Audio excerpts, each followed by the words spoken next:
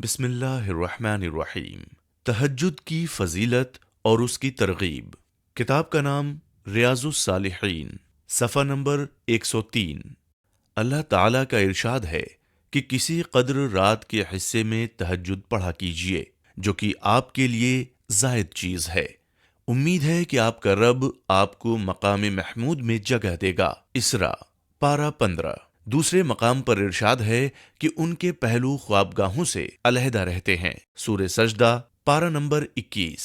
اور اللہ تعالیٰ فرماتا ہے کہ وہ لوگ رات کو بہت کم سوتے تھے۔ زاریات پارہ نمبر 27۔ حدیث نمبر 268۔ حضرت عائشہ صدیقہ رضی اللہ عنہا سے روایت ہے کہ رسول اللہ صلی اللہ علیہ وسلم رات کو تہجد کی نماز میں اس قدر کھڑے رہا کرتے تھے کہ آپ کے دونوں پاؤں پھٹ گئے تھے۔ میں نے عرض کیا کہ یا رسول اللہ، آپ صلی اللہ علیہ وسلم اس قدر محنت کیوں کرتے ہیں؟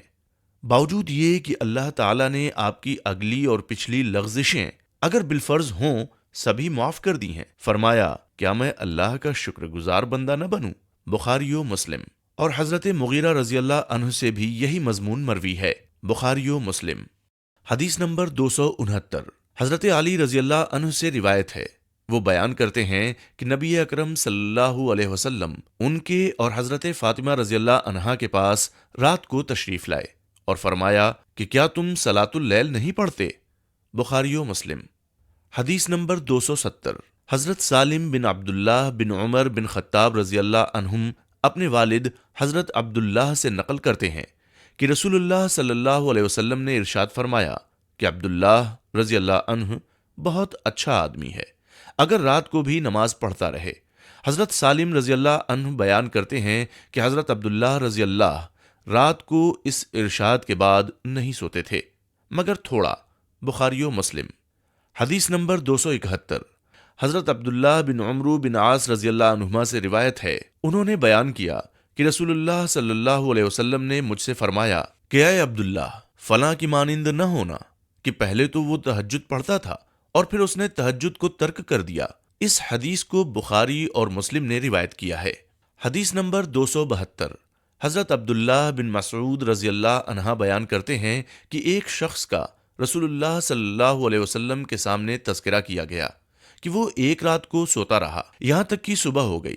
آپ نے فرمایا، یہ ایسا شخص ہے جس کے کانوں میں شیطان نے پیشاب کر دیا۔ بخاری و مسلم۔ حدیث نمبر 273۔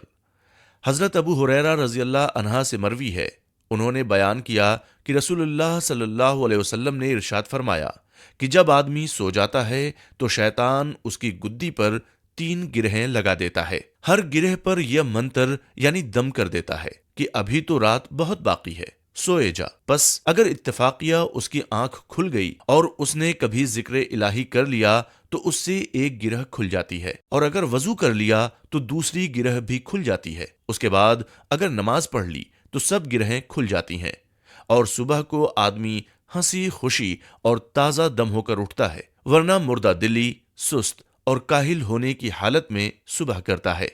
بخاری و مسلم۔ حدیث نمبر 274۔